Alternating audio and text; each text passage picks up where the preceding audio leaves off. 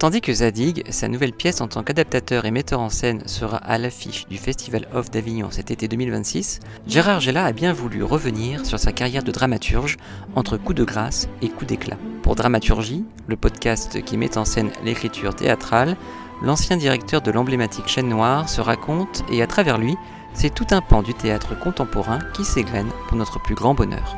Bien, bonjour Gérard. Bonjour. J'ai cru comprendre que vous écriviez depuis l'adolescence. Oui, absolument. Depuis mon enfance même, oui, c'est exact. Qu'est-ce qui a été l'élément déclencheur ? Si je le savais. J'ai toujours écrit.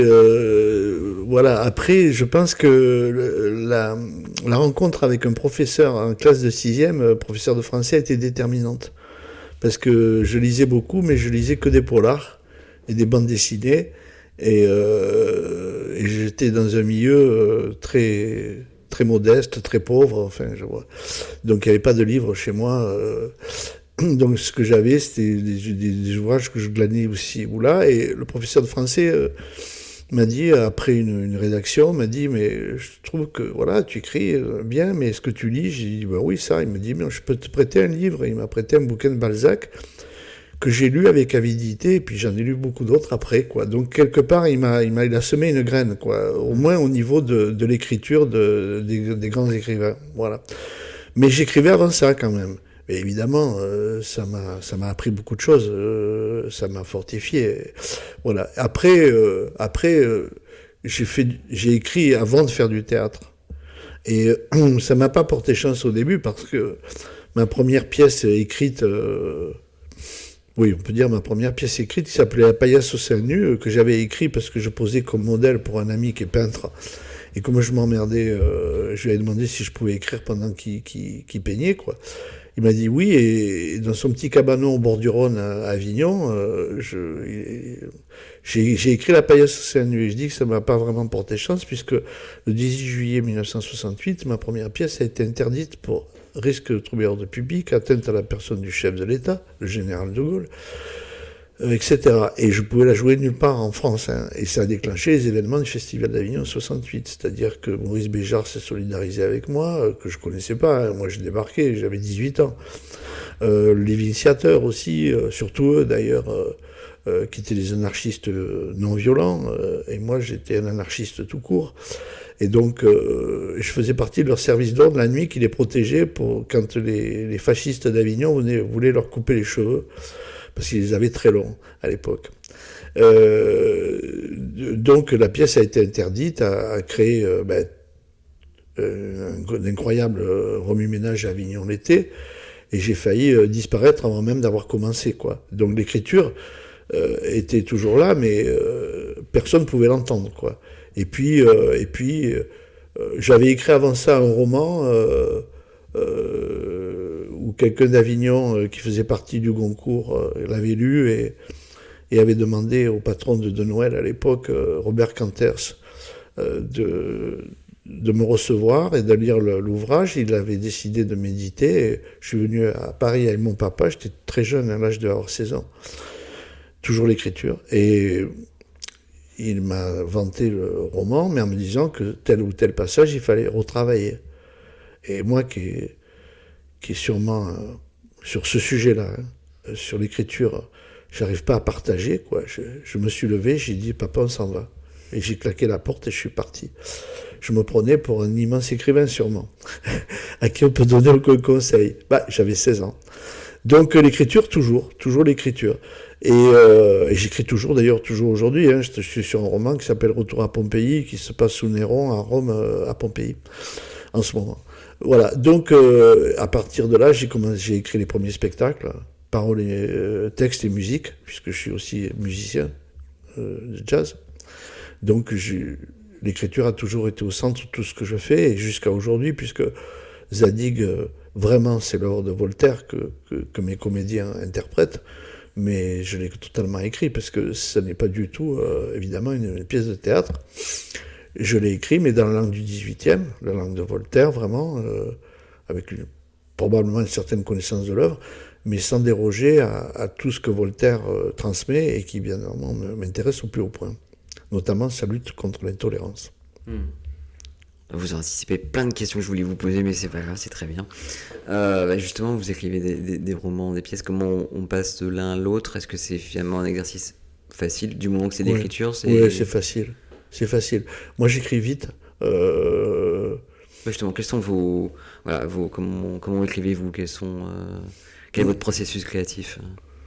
Pour le théâtre ou Alors, pour le théâtre déjà, et puis après, est-ce que s'il est différent pour le les théâtre, romans? c'est une idée. C'est une idée.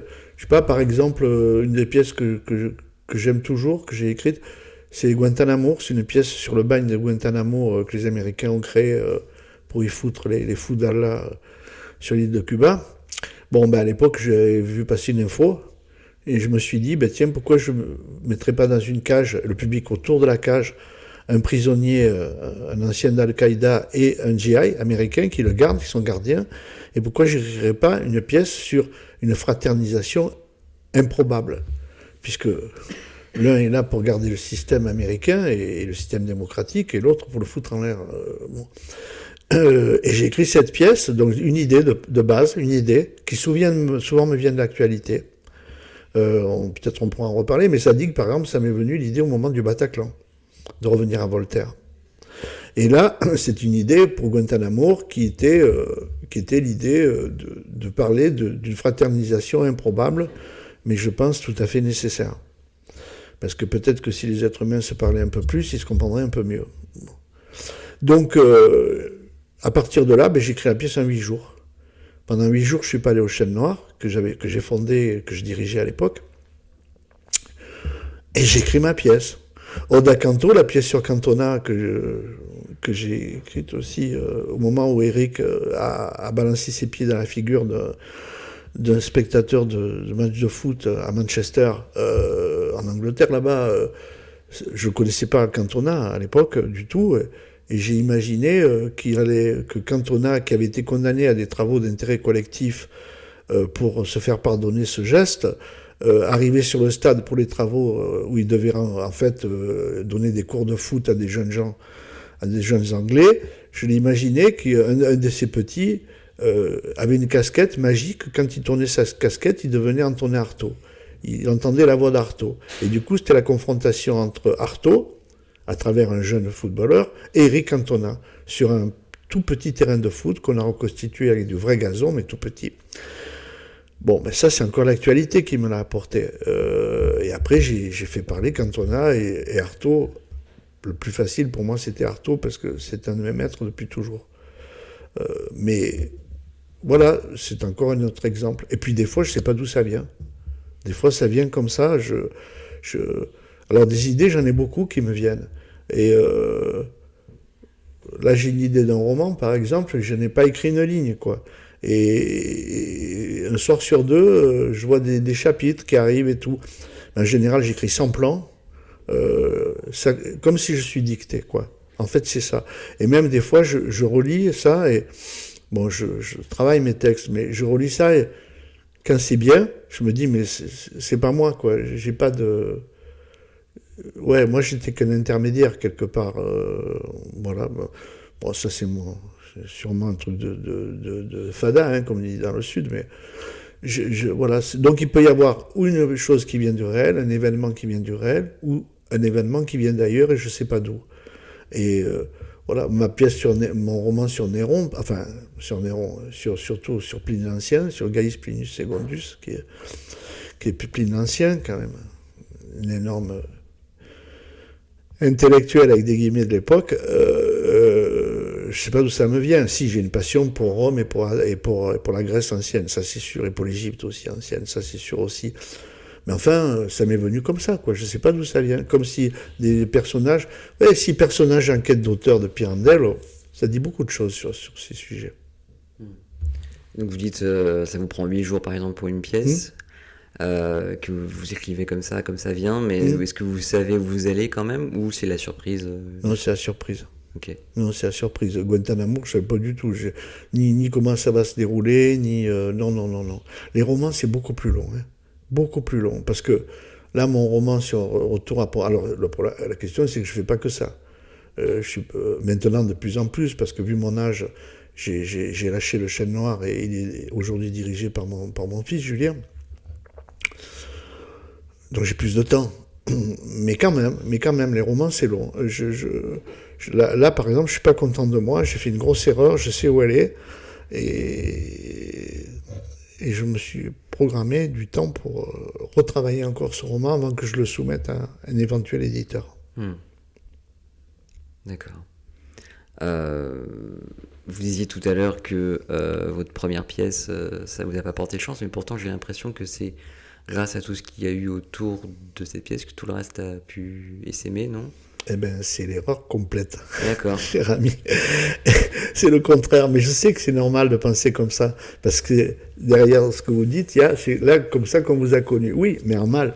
C'est-à-dire que, vous l'avez compris, je viens d'un milieu très modeste, donc pas de relation dans le milieu. Aucune relation. Une interdiction alors que personne ne me connaît. Personne n'a rien vu de moi. Il n'y a que les acteurs qui jouaient ça, y compris Daniel Auteuil, qui était dans la distrib, mais qui était tout jeune. Il a commencé avec moi, Daniel Auteuil.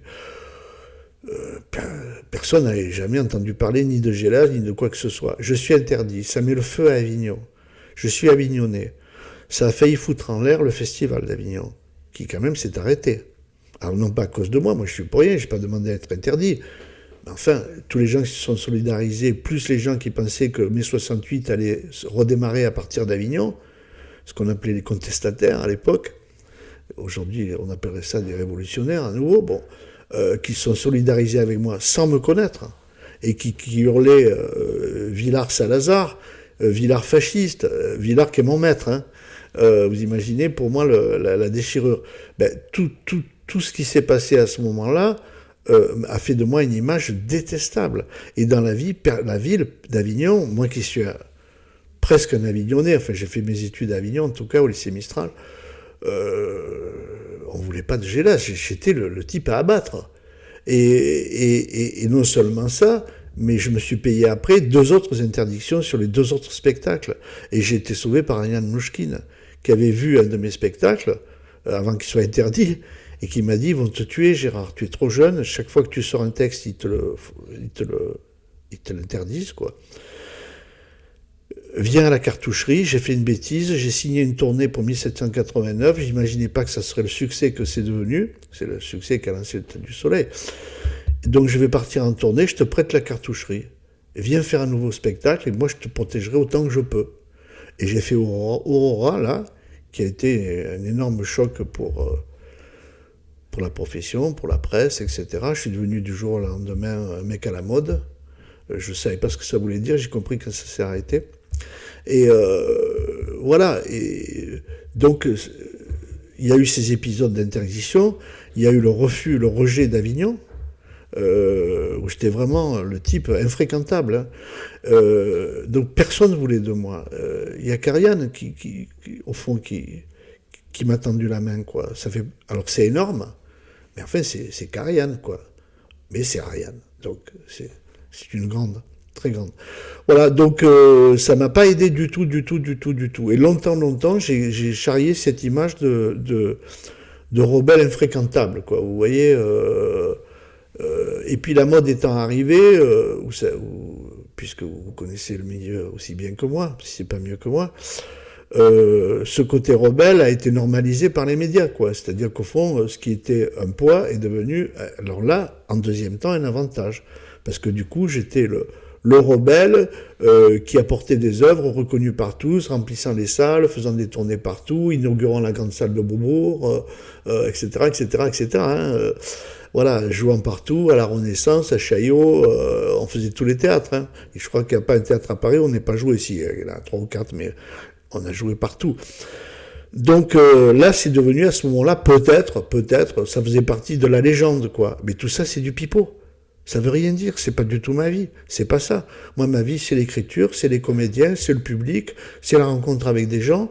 L'interdiction, elle fait pas partie de moi. Vous savez, j'aime beaucoup la philosophie stoïcienne. Et Marc Aurèle, entre autres, il dit toujours, comme tous les stoïciens, laissons tomber ce qui n'est pas de nous, ce qui ne dépend pas de nous. Ben voilà, c'est pas grave, ça ne dépend pas de nous. Regardons ce qui dépend de nous et développons-le. Moi, je suis dans cette philosophie-là depuis toujours, et les épicuriens aussi. Donc voilà, je laisse tomber tout ça, mais c'est pas moi, c'est le jeu des médias, c'est le jeu de la mode, de tout ce que vous voudrez, quoi. Mais on construit pas sa vie là-dessus, quoi. Voilà, c'est pour une longue digression pour vous dire que ça m'a pas aidé du tout. Ou alors si ça m'a aidé, c'est que ça m'a renforcé. C'est-à-dire moi, qui ai aucun allié, aucun ami dans le milieu théâtral à l'époque, ben ça m'a donné le cuir épais, quoi. Parce il fallait continuer. Et si j'ai continué, c'est grâce à une équipe, à des gens qui croyaient à ce que je faisais, qui étaient tous musiciens, qui étaient tous... Il n'y avait pas d'administration, il n'y avait rien, on était rock'n'roll, quoi. C'était les Rolling Stones, je veux dire, vraiment. On était dans nos camions, dans nos Volkswagen, on faisait de toute l'Europe dans tous les sens. On était accueillis partout comme des vedettes, mais nous on s'en branlait. On allait souvent les 3 quarts du temps camper avec des tentes dans les campings de banlieue des villes où on était pour économiser les défraiements et les rejeter après, les remettre dans nos salaires qui étaient inexistants. Oui, ça m'a peut-être renforcé, mais pas plus. Et une telle vie, justement, vous pensez que c'est encore possible de nos jours, ça, de ce que vous racontez, ou ça moi, je vous plus dirais, compliqué quand même pour les... moi, je vous dirais que oui, je pense qu'il y en a toujours qui en sont capables. Je pense pas que ce soit les plus nombreux. Non, je pense que oui, toujours. Il y a des gens toujours qui mouillent le maillot, pour parler en termes sportifs, mais qui mouillent le maillot pour l'idéal qu'ils ont en eux, de manière à faire que cet idéal devienne l'exercice de leur vie, quoi. Non, je pense que c'est toujours... Mais ça dépend des personnes, quoi, tout simplement. C'est pas quelque chose de sociétal. Alors après, si peut-être ce que vous dites m'amène à une idée, là. Oui, c'est que moi, j'ai quand même surfé, sans le faire exprès, sur la vague 68. J'étais un leader. Je suis ultra fiché. C'est peut-être pour ça qu'ils ont interdit ma première pièce, pensant que c'était la reconstitution d'une ligue dissoute, alors que ça n'était qu'une équipe de jeunes gens qui faisaient du théâtre. Il n'y avait pas de Kalachnikov planqué dans les coins. Or, ils en cherchaient. Je suis fiché à la Cour de sûreté de l'État, moi, quand même, pour ça. Donc peut-être que ces événements-là, oui, bon, enfin, c'est une longue discussion. Je ne vais pas vous embêter avec ça. Et vous aviez fondé, du coup, en même temps, le Chêne Noir? Oui. Comment on en vient finalement à décider de fonder un théâtre lorsqu'on n'a pas vraiment encore écrit du théâtre ou qu'on commence à en écrire? Bon, ça s'est fait sans y réfléchir. Vous savez, on est jeunes, on est des copains. Moi, et surtout mes copains, c'était Daniel Auteuil, c'était Mama Béa, la chanteuse qui a disparu, mais qui était une grande chanteuse de rock. Bon, etc. Puis d'autres gens qui sont complètement inconnus, qui ont disparu.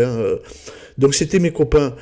Moi, ma passion, c'était depuis l'enfance. C'était aussi c'était la musique. Je jouais dans des groupes aussi, de rock, de jazz. D'abord de rock, après de jazz.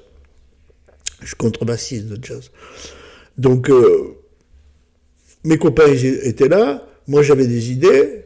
Et ça leur plaisait. Hop, ça faisait un spectacle. On réfléchissait pas. On n'avait pas l'idée de fonder un théâtre du tout.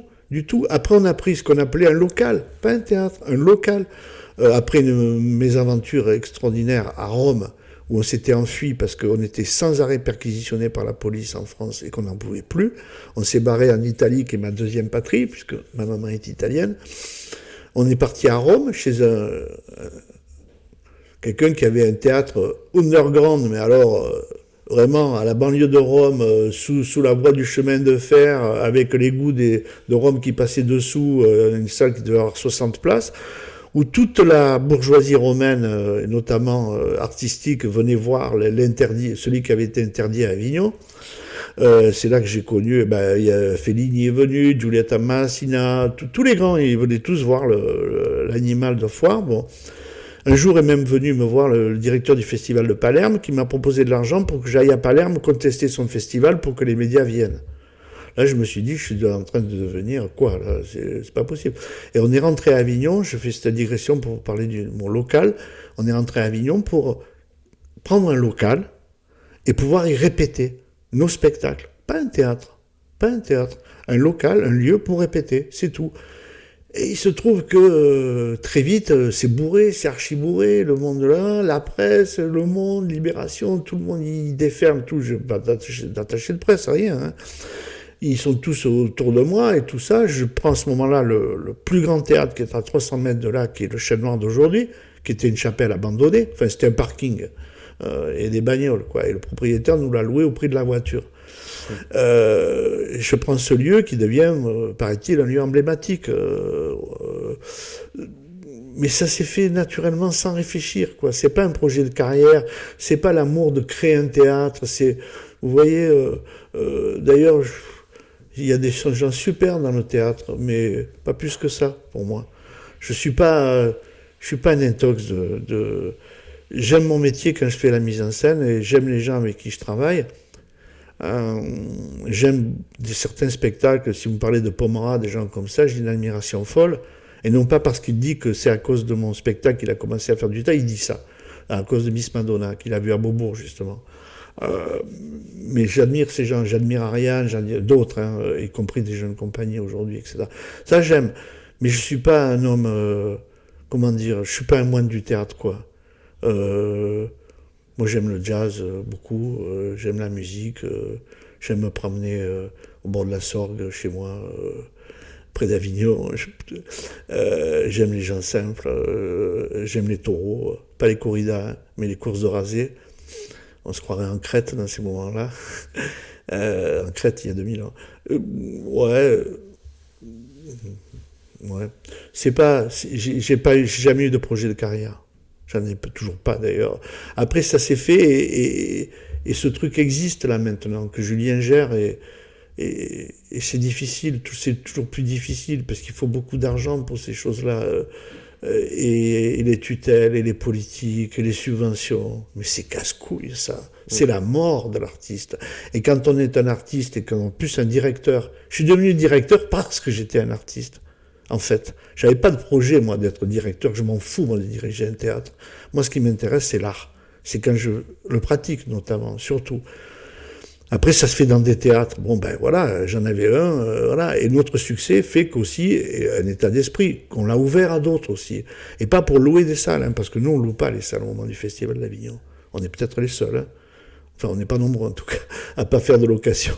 On invite des gens. Et on partage les recettes. Et si ça marche pour l'artiste, ça marche pour nous. Mais si ça marche pas pour l'artiste, ça marche pas pour nous non plus. C'est plus sain. Surtout quand on n'a pas beaucoup d'argent, ce qui est le cas du Chêne Noir. Je dis toujours qu'on est les riches des pauvres.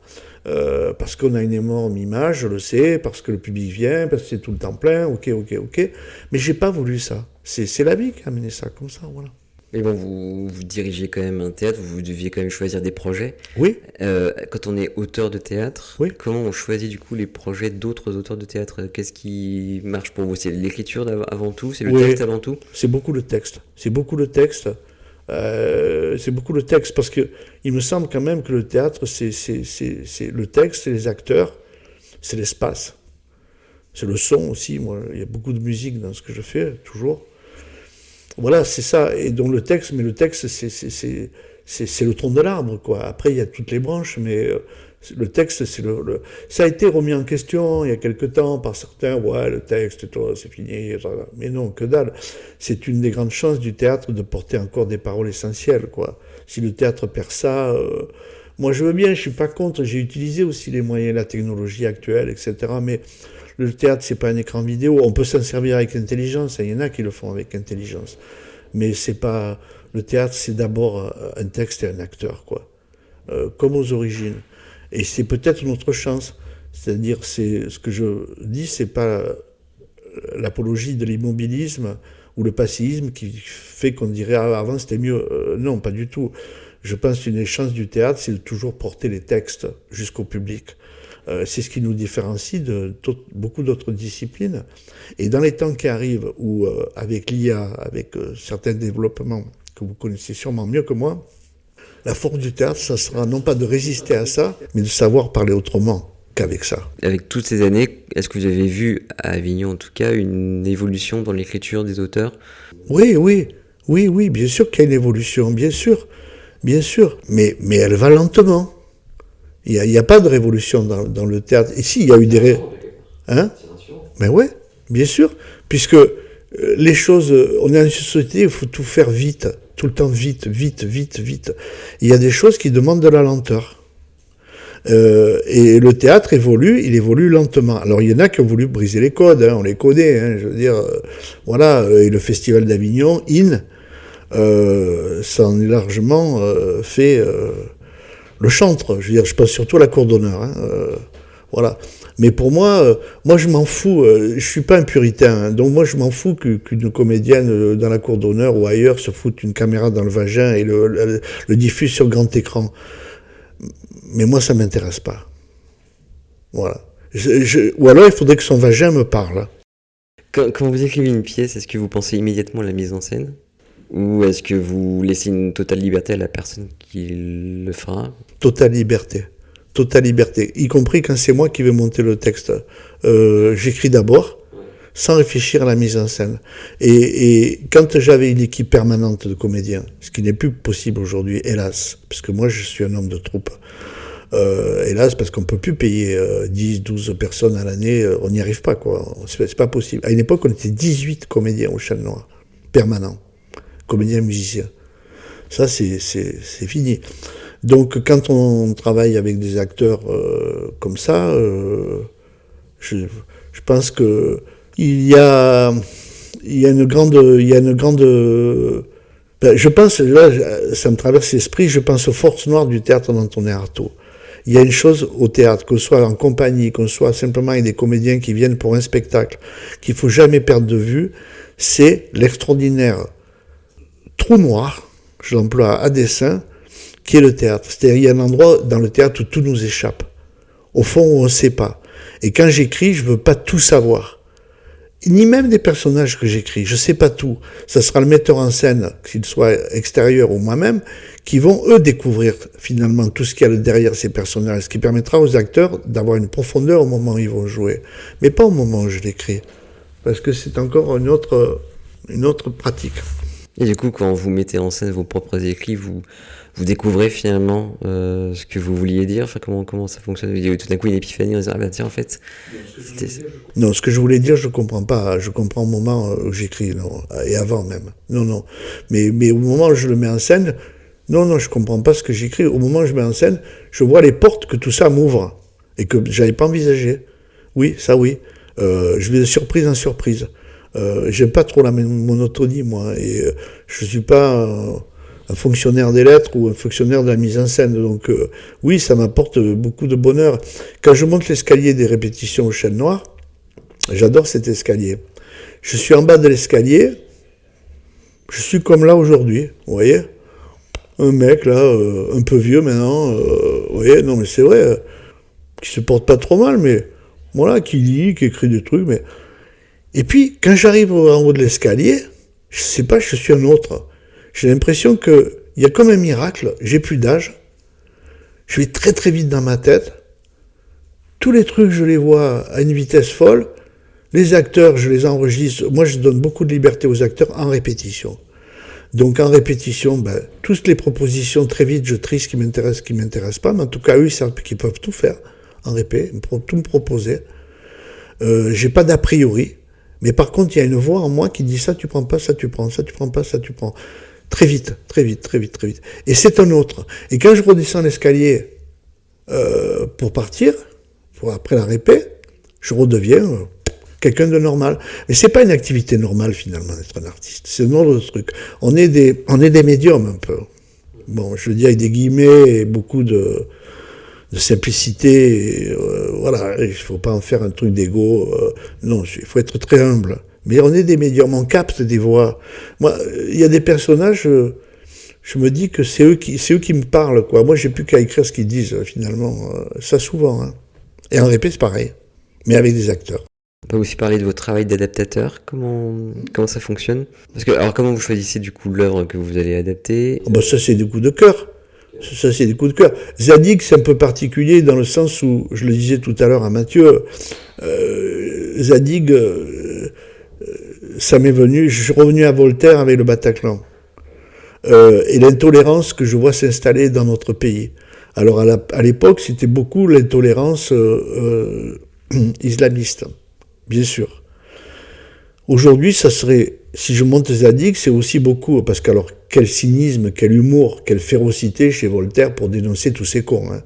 Franchement, c'est un maître. Hein. Et puis, quelle concision dans la parole, hein, dans l'utilisation du verbe. C'est extraordinaire. Moi, je prends des leçons tous les jours. Hein.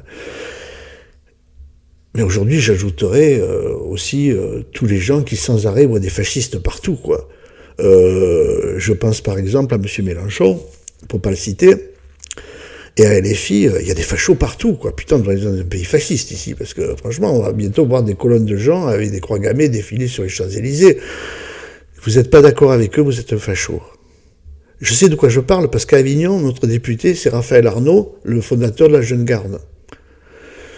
Je pense que tout le monde sait qui sont ces gens-là. Vous n'êtes pas d'accord avec lui, on peut être pas d'accord, être de gauche, hein, ce qui est mon cas, sans parti. Hein. Mais, en tout cas, pour le social, ça c'est sûr. Mais, et on n'est pas d'accord avec lui, je veux dire, ok les gars, je connais votre discours trotskiste, je vous ai fréquenté, ils m'ont condamné à mort, les trotskistes, quand j'avais 18 ans. C'est vrai, j'ai dû balader avec des gardes du corps parce qu'ils voulaient me désinguer, parce que j'étais un anarque et que j'entraînais la jeunesse d'Avignon derrière moi. Je les connais, hein, et je connais la manière, j'ai lu Trotsky, hein, je sais la façon dont il fonctionne. Hein. Donc, facho, t'es pas d'accord avec moi, t'es un fasciste. Donc, tous ces gens intolérants, là, j'ai cité Mélenchon, j'ai cité les islamistes, mais il y en a d'autres. Hein. Il y en a d'autres, à droite, à gauche, où vous voulez, hein, dans la population, combien. Tous ces gens qui, finalement, sont conditionnés, pour moi, sont pas des gens libres, c'est des idéologues. Pour moi, l'idéologie, c'est la mort de la pensée. Tous ces gens-là, pour moi, font du mal et font que je pense qu'il faut, eux qui emploient sans arrêt le mot de résistance, je crois qu'il faut résister à ceux qui veulent vous dire « pense comme moi ». Je pense comme j'ai envie de penser, avec mes traditions, avec ma culture ou mon absence de culture, avec ma vie, avec mes rencontres, avec ce que je suis, qui se relie à certains moments à plein d'autres gens, c'est sûr. Hein, c'est pas, je ne prône pas l'exercice solitaire de l'unique de Stirner, d'un grand apologue des anarchistes individualistes de tout temps. Non, je ne prêche pas ça du tout, je suis pour... nous sommes des êtres sociaux, on vit ensemble, mais laissez-moi penser comme j'ai envie de penser. Et si je ne pense pas comme vous, respectez-moi, moi je vous respecte. Voilà. Moi j'aime pas qu'on voile une femme, j'ai toujours... Je trouve que c'est le contraire même du féminisme. Bon, les féministes, certains, en tout cas les féministes parisiennes, défendent ça. Hein.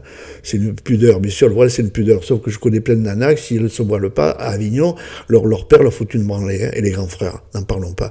Mais, ok, tu es voilé, mais moi je te respecte pas, ça va, ok, pas de problème. Moi, je vais pas t'arracher ton voile, je te respecte, c'est pas mon truc. Voilà. Moi, ma compagne, elle se voile pas, je suis très content. Mais après, toi, tu peux te voiler si tu veux, respecte l'autre. Mais moi, je te respecte, mais respecte-moi. Je suis pour la libre pensée, quoi, pour être clair. Et cette libre pensée, elle est attaquée constamment. Pourquoi ? Parce que c'est tellement plus facile de vouloir que l'autre soit semblable à soi-même. Mais non, l'autre, il est forcément différent. Vous, de Metz, et moi, d'Avignon, on est différents. Vous n'avez pas grandi avec la même nourriture que moi, et moi, pas la même nourriture que vous. On n'a pas les mêmes parents, on n'a pas le même âge. Et pourtant... Voilà, j'essaie de vous répondre et vous essayez de me poser des questions. Et on aura passé une demi-heure ensemble et on est des êtres humains. Et c'est bien. Tout à fait. Quels sont votre ou vos plus grands souvenirs en tant que dramaturge ?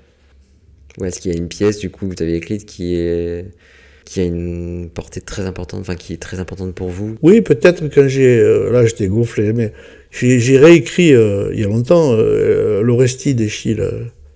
J'ai même joué l'Orestie d'Eschyle dans le théâtre antique de Taormine, en Sicile.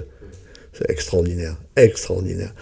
J'avais l'impression d'être à Épidore, où j'ai jamais joué. Mais bon, j'aimerais. Hein. Vous avez compris que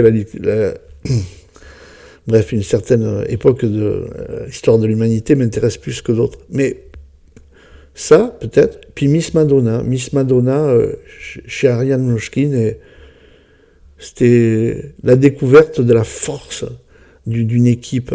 Écoutez, je vous jure, vous n'êtes pas obligé ça de le retranscrire, enfin faites ce que vous voulez. Mais j'ai créé Miss Madonna en 1972. On l'a joué pendant des années. On est en 2026.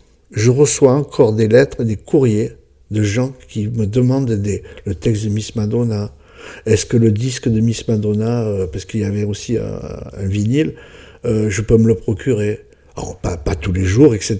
Mais dans l'année, j'en reçois une dizaine. 55 ans après. 50 ans après. C'est fou. C'est fou. Mais moi, ça me fait le même effet. Quand je réfléchis à cette pièce, c'est un mystère. C'était trop fort, quoi. Et ces acteurs-là, qui étaient les trois quarts, ils n'avaient jamais joué de leur vie. Ils n'avaient jamais joué de leur vie. Et ils étaient prodigieux. Prodigieux. C'était toute l'énergie de la jeunesse et puis tous ces gens qui étaient de talent et qui m'entouraient, quoi. Et à qui je dois beaucoup. Beaucoup, beaucoup. Voilà. Ça, c'est des grands souvenirs. Après, peut-être les poèmes que j'écrivais pour mon premier amour. Ça, c'est toujours important pour moi. Mais comme elle m'a foutu à la porte, elle a gardé les poèmes. Donc, je les ai plus. Et c'est pas plus mal. Si on devait définir l'écriture de Gérard Gélas? Je suis pas trop capable. Il y a une époque aussi, parce que on disait que j'avais un verbe très méditerranéen. Vous voyez, il y a une journaliste de Marseille et de Messanti, mais c'est pas valable parce qu'elle était amoureuse de moi, donc elle délirait. Bon, elle avait 30 ans de plus que moi aussi. Et, bon, paix à son âme, elle est plus de ce monde, mais elle m'appelait le Homer de la Provence. C'était excessif. mais moi, non, je sais que j'ai eu un verbe très très longtemps, très très fleuri, très très méditerranéen. Mais je suis pas Homer, mais très méditerranéen. Puis Homer, est-ce qu'il a existé? On n'en est même pas sûr. Donc oui, comment dire, un langage, vous savez, oui, de la Méditerranée où il y a les sensations, les odeurs, je suis très fanatique de Frédéric Mistral, par exemple. Dont j'ai remonté Mireille il y a 2 ans, hein, qui tourne toujours. Enfin, oui, j'ai remonté à ma façon, mais je l'ai remonté. Et Mistral, par exemple, vous sentez la plaine de l'Accro chez lui, vous sentez les odeurs, le chant des oiseaux, les plantes, les étoiles, le ciel. Et l'être humain, au milieu de tout ça, est une partie d'un grand tout. Comme dans la poésie grecque et latine, hein. Et puis là, maintenant, aujourd'hui, on sait pourquoi, hein, l'industrialisation, les communications, le monde dans lequel on vit, quoi. Qui croit ou qui a cru à un moment donné pouvoir se passer du chant des oiseaux. Le Méditerranéen que je suis ne peut pas s'en passer du chant des oiseaux. Même s'ils sont de moins en moins nombreux, ça j'en atteste. Là, je guettais l'arrivée des Martinais qui viennent d'Égypte.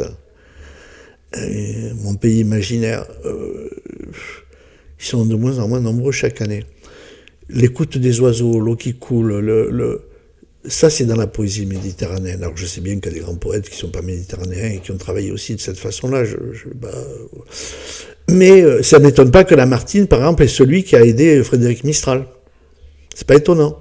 C'est lui qui, quelque part, l'a introduit à Paris. Parce que si vous n'êtes pas introduit à Paris, vous n'existez pas dans ce putain de pays. Alors qu'il y a des talents formidables à Metz ou à Avignon. Mais il faut que ça soit à Paris. Donc c'est Lamartine. Mais Lamartine, justement, lui aussi, il sait faire chanter les pierres. Il sait faire chanter les pierres, parce qu'il y a une mémoire des pierres. Et les poètes, ça, ils savent le capter. Voilà. Donc, peut-être à une époque, il y a eu ça beaucoup. Maintenant, mon écriture, elle est plus concise. Elle est plus concise. Mais je peux pas trop la définir. J'ai pas trop réfléchi à la question aussi, il faut bien dire. Et quels sont les auteurs de théâtre de votre panthéon? J'aime beaucoup Brecht. J'ai monté Antigone de Brecht. Bon, enfin, peu importe. Oui, Brecht, Tchekhov. J'aime beaucoup. Je dis ce qui me vient comme ça, quoi. Il y en a plein, hein, mais surtout les Grecs. Ouais, Euripide, Sophocle, Échille, c'est sûr. J'aime Fédot. Ça surprend tout le monde, y compris ma compagne. Moi, j'aime Fédot. Voilà, vraiment. J'en ai monté 2 ou 3. Et c'est pas du tout vain, à mes yeux. C'est un maître. Moi, j'apprends de lui. Je suis pas fanat de Molière. Mais bon, on m'a demandé qui, donc oublions les... Mais évidemment, j'ai rien à dire. Je veux dire, c'est un génie. Mais c'est pas mon truc, quoi, pas trop. Mais j'ai monté le Tartuffe, quand même. Là-dessus, il faut dire que c'est un spectacle lui aussi qui correspond bien à l'époque où on vit. Oui, c'est intemporel. Et dernièrement, quel conseil vous pourriez donner aux auteurs qui voudraient se lancer dans l'écriture théâtrale? De ne pas avoir peur. De ne pas avoir peur d'écouter sa voix intérieure. De ne pas avoir peur d'écouter sa voix intérieure et que de savoir des fois que le prix à payer, il est fort. Parce que c'est dur d'être soi-même. Mais c'est le seul enjeu. Je veux dire, on est né seul, on meurt seul, on traverse la vie comme un chemin où quelquefois on s'égare, des fois non, des fois oui, avec des gens qui vous aident aussi à vous repérer, évidemment, femme ou homme. Mais tout ça va très vite.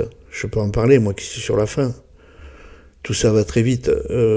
Donc, croire en soi et surtout chercher la source. La source des poètes, elle est dans les destinées, elle est dans l'histoire en train de se faire sous nos yeux. Elle est dans certains grands ouvrages, mais avant tout, peut-être, elle est dans l'amour de ce qu'on fait. C'est-à-dire être cohérent avec soi-même. Tricher, c'est pas bon. Donc, être honnête avec soi-même pour aller le plus loin possible, parce que écrire, c'est magnifique, mais c'est un métier dangereux. Si on écrit vraiment, c'est un métier dangereux. Merci beaucoup, Gérard. C'est un plaisir. C'est vrai. Merci. Cet entretien a été réalisé le 6 mai 2026 au sein des locaux de l'agence de relations presse Switch Agency, que je remercie. Vous pourrez retrouver Zadig au Théâtre du Chêne Noir cet été au Festival Off d'Avignon, et je remercie également Gérard Gela pour le temps qu'il m'a accordé. En attendant de découvrir son adaptation de Voltaire, allez au théâtre et si possible, lisez-en, cela peut être très intéressant.